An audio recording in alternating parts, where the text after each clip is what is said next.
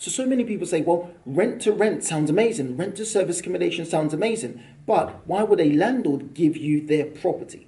Now you've got to bear in mind that landlords, most buy-to-let landlords, got into the property business for one specific reason. They plan to derive an income from their investment. Well, in fact, I take that back. Most landlords get into property for two specific reasons: capital appreciation and income that's derived from the capital. Now, your job's very simple as a rent-to-serviced accommodation operator. You've got to put forward a proposal, and your proposal is to highlight that you are the better candidate to take on the landlord's property.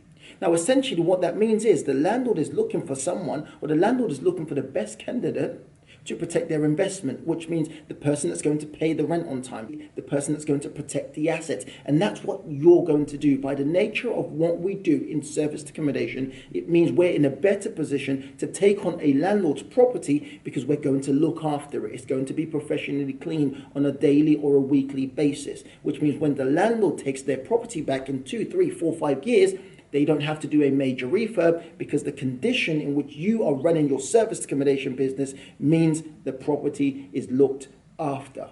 Now, most landlords don't want to do serviced accommodation themselves. Forget that idea. Most landlords got into property because it's as close as possible to a passive investment. I didn't say it's passive, but it's as close as possible to passive investing, which essentially means you buy an asset, you rent out the asset, and you hope and pray that you collect your rent every single month until you refinance or you sell the property.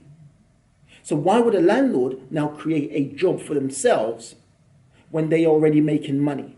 What most landlords want is just a responsible person that's going to pay their rent. Now remember this, they bought the property with the specific intention of the value going up in the next 10, 15 years and collecting rent every single month. That's why they give you the property, and that's why there's hundreds and hundreds of properties that you can take on for your serviced accommodation business.